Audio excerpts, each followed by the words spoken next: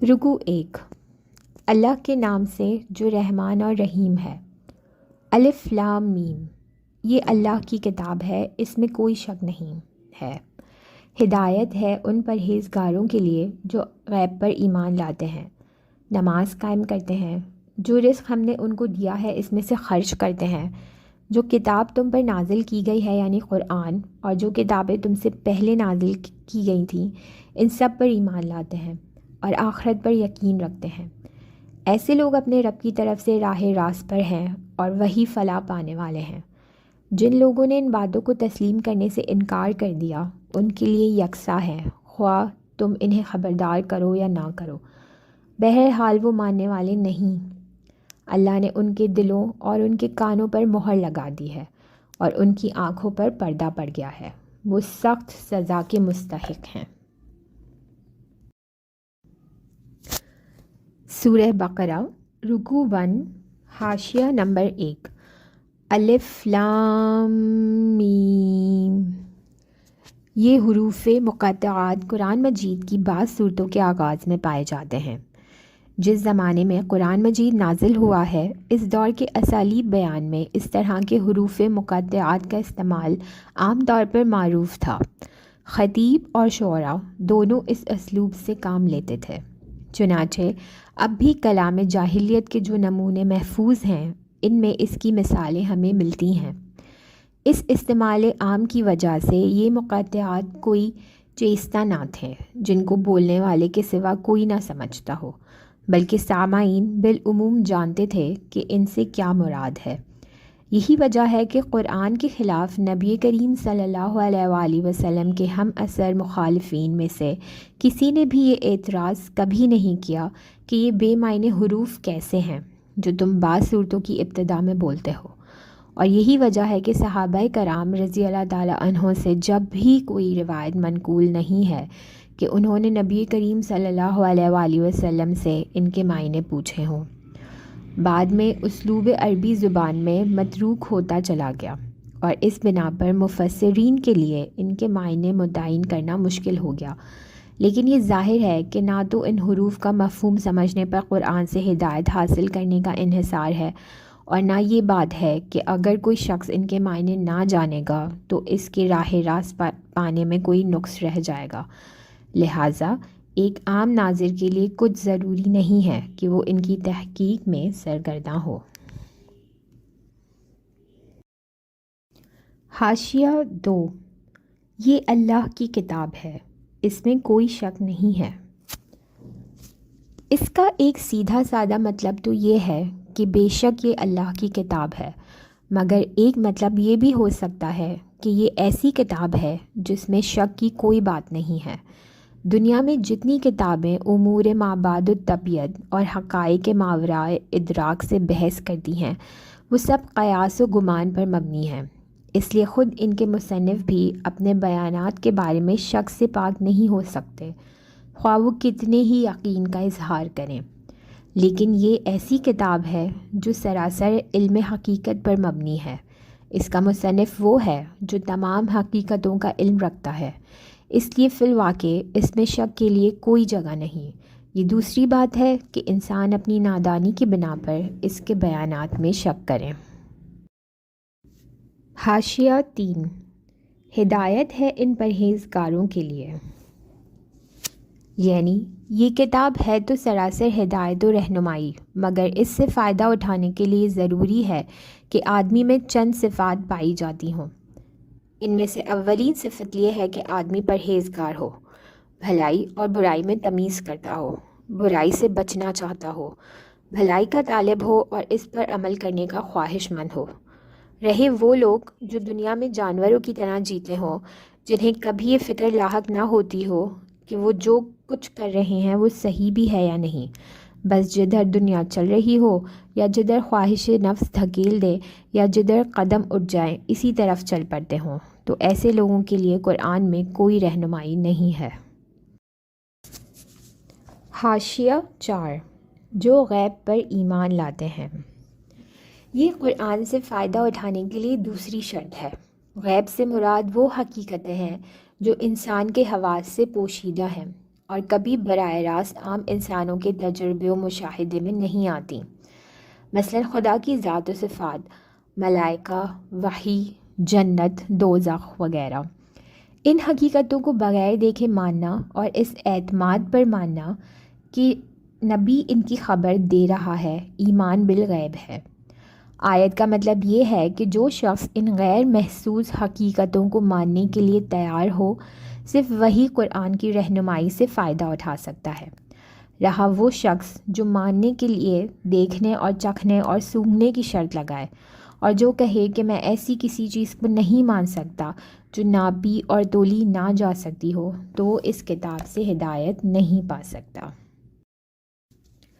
حاشیہ 5 نماز قائم کرتے ہیں۔ یہ تیسری شرط ہے۔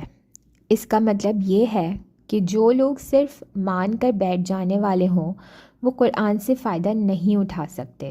اس سے فائدہ اٹھانے کے لیے ضروری ہے کہ آدمی ایمان لانے کے بعد فوراً ہی عملی اطاعت کے لیے آمادہ ہو جائے، اور عملی اطاعت کی اولین علامت اور دائمی علامت نماز ہے۔ ایمان لانے پر چند گھنٹے بھی نہیں گزرتے کہ مؤذن نماز کے لیے پکارتا ہے، اور اسی وقت فیصلہ ہو جاتا ہے کہ ایمان کا دعویٰ کرنے والا اطاعت کے لیے تیار بھی ہے یا نہیں۔ پھر یہ مؤذن روز 5 وقت پکارتا رہتا ہے، اور جب بھی انسان اس کی پکار پر لبیک نہ کہے، اسی وقت ظاہر ہو جاتا ہے کہ مدعی ایمان اطاعت سے خارج ہو گیا ہے۔ بس ترک نماز دراصل ترک اطاعت ہے، اور ظاہر بات ہے کہ جو شخص کسی کی ہدایت پر کاربن ہونے کے لیے ہی نہ تیار ہو، اس کے لیے ہدایت دینا اور نہ دینا یکساں ہے۔ یہاں یہ بھی سمجھ لینا چاہیے کہ اقامت الصلاۃ ایک جامع اصطلاح ہے۔ اس کے معنی صرف یہی نہیں ہے کہ آدمی پابندی کے ساتھ نماز ادا کرے، بلکہ اس کا مطلب یہ ہے کہ اجتماعی طور پر نماز کا نظام باقاعدہ قائم کیا جائے۔ اگر کسی بستی میں ایک شخص انفرادی طور پر نماز کا پابند ہو، لیکن جماعت کے ساتھ اس فرض کے ادا کرنے کا نظم نہ ہو، تو یہ نہیں کہا جا سکتا کہ وہاں نماز قائم کی جا رہی ہے۔ حاشیہ 6 جو رزق ہم نے ان کو دیا ہے، اس میں سے خرچ کرتے ہیں۔ یہ قرآن کی رہنمائی سے فائدہ اٹھانے کے لیے چوتھی شرط ہے کہ آدمی تنگ دل نہ ہو، زر پرست نہ ہو، اس کے مال میں خدا اور بندوں کے جو حقوق مقرر کیے جائیں انہیں ادا کرنے کے لیے تیار ہو۔ جس چیز پر ایمان لایا ہے، اس کی خاطر مالی قربانی کرنے کے لیے بھی دریغ نہ کرے۔ حاشیہ 7 جو کتاب تم پر نازل کی گئی ہے اور جو کتابیں تم سے پہلے نازل کی گئی تھیں، ان سب پر ایمان لاتے ہیں۔ یہ 5ویں شرط ہے کہ آدمی ان تمام کتابوں کو برحق تسلیم کرے جو وحی کے ذریعے سے خدا نے محمد صلی اللہ علیہ وآلہ وسلم اور ان سے پہلے کے انبیاء پر مختلف زمانوں اور ملکوں میں نازل کی۔ اس شرط کی بنا پر قرآن کی ہدایت کا دروازہ ان سب لوگوں پر بند ہے جو سرے سے اس ضرورت ہی کے قائل نہ ہوں کہ انسان کو خدا کی طرف سے ہدایت ملنی چاہیے، یا اس ضرورت کے تو قائل ہوں مگر اس کے لیے وحی اور رسالت کی طرف رجوع کرنا غیر ضروری سمجھتے ہوں، اور خود کچھ نظریات قائم کر کے انہی کو خدائی ہدایت قرار دے بیٹھیں، یا آسمانی کتابوں کی بھی قائل ہوں مگر صرف اس کتاب یا ان کتابوں پر ایمان لائیں جنہیں ان کے باپ دادا مانتے چلے آئے ہیں۔ رہی اس سرچشمے سے نکلی ہوئی دوسری ہدایات تو ان کو قبول کرنے سے انکار کر دیں۔ ایسے سب لوگوں کو الگ کر کے قرآن اپنا چشمہ فیض صرف ان لوگوں کے لیے کھولتا ہے جو اپنے آپ کو خدائی ہدایت کا محتاج بھی مانتے ہوں، اور یہ بھی تسلیم کرتے ہوں کہ خدا کی یہ ہدایت ہر انسان کے پاس الگ الگ نہیں آتی، بلکہ انبیاء اور کتب آسمانی کے ذریعے سے ہی خلق تک پہنچتی ہے، اور پھر وہ کسی نسلی و قومی تعصب میں بھی مبتلا نہ ہوں بلکہ خالص حق کے پرستار ہوں۔ اس لیے حق جہاں جہاں جس شکل میں بھی آیا ہے، اس کے آگے سر جھکا دیں۔ حاشیہ 8 اور آخرت پر یقین رکھتے ہیں۔ یہ چھٹی اور آخری شرط ہے۔ آخرت ایک جامع لفظ ہے جس کا اطلاق بہت سے عقائد کے مجموعے پر ہوتا ہے۔ اس میں حسب ذیل عقائد شامل ہیں۔ نمبر 1، یہ کہ انسان اس دنیا میں غیر ذمہ دار نہیں ہے بلکہ اپنے تمام اعمال کے لیے خدا کے سامنے جواب دہ ہے۔ نمبر 2، یہ کہ دنیا کا موجودہ نظام ابدی نہیں ہے بلکہ ایک وقت پر جسے صرف خدا ہی جانتا ہے اس کا خاتمہ ہو جائے گا۔ نمبر 3، یہ کہ اس عالم کے خاتمے کے بعد خدا ایک دوسرا عالم بنائے گا اور اس میں پوری نوع انسانی کو جو ابتدائے آفرینش سے قیامت تک زمین پر پیدا ہوئی تھی بیک وقت دوبارہ پیدا کرے گا اور سب کو جمع کر کے ان کے اعمال کا حساب لے گا اور ہر ایک کو اس کے کیے کا پورا بدلہ دے گا۔ نمبر 4، یہ کہ خدا کے اس فیصلے کی روح سے جو لوگ نیک قرار پائیں گے وہ جنت میں جائیں گے اور جو لوگ بد ٹھہریں گے وہ دوزخ میں ڈالے جائیں گے۔ نمبر 5، یہ کہ کامیابی و ناکامی کا اصل معیار موجودہ زندگی کی خوشحالی و بدحالی نہیں ہے بلکہ در حقیقت کامیاب انسان وہ ہے جو خدا کے آخری فیصلے میں کامیاب ٹھہرے اور ناکام وہ ہے جو وہاں ناکام ہو۔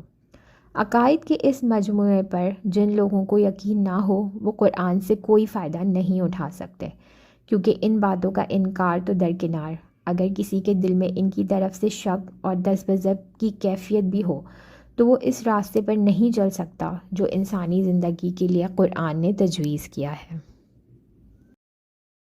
حاشیہ 9، ایسے لوگ اپنے رب کی طرف سے راہ راست پر ہیں اور وہی فلاح پانے والے ہیں جن لوگوں نے ان باتوں کو تسلیم کرنے سے انکار کر دیا ہے۔ ان کے لیے یکساں ہے خواہ تم انہیں خبردار کرو یا نہ کرو، بہرحال وہ ماننے والے نہیں۔ اللہ نے ان کے دلوں اور ان کے کانوں پر مہر لگا دی ہے اور ان کی آنکھوں پر پردہ پڑ گیا ہے، وہ سخت سزا کے مستحق ہیں۔ یعنی وہ 6 کی 6 شرطیں جن کا ذکر اوپر ہوا ہے پوری نہ کی اور ان سب کو یا ان میں سے کسی ایک کو بھی قبول کرنے سے انکار کر دیا۔ اس کا مطلب یہ نہیں ہے کہ اللہ نے مہر لگا دی تھی اس لیے انہوں نے تسلیم کرنے سے انکار کیا، بلکہ مطلب یہ ہے کہ جب انہوں نے ان بنیادی امور کو رد کر دیا جن کا ذکر اوپر کیا گیا ہے اور اپنے لیے قرآن کے پیش کردہ راستے کے خلاف دوسرا راستہ پسند کر لیا تو اللہ نے ان کے دلوں اور کانوں پر مہر لگا دی۔ اس مہر لگنے کی کیفیت کا تجربہ ہر اس شخص کو ہوگا جسے کبھی تبلیغ کا اتفاق ہوا ہو۔ جب کوئی شخص آپ کے پیش کردہ طریقے کو جانچے بغیر ایک دفعہ رد کر دیتا ہے تو اس کا ذہن کچھ اس طرح مخالف سمت میں چل پڑتا ہے کہ پھر آپ کی کوئی بات اس کی سمجھ میں نہیں آتی، آپ کی دعوت کے لیے اس کے کان بہرے اور آپ کے طریقے کی خوبیوں کے لیے اس کی آنکھیں اندھی ہو جاتی ہیں اور صریح طور پر محسوس ہوتا ہے کہ فی الواقع اس کے دل پر مہر لگی ہوئی ہو۔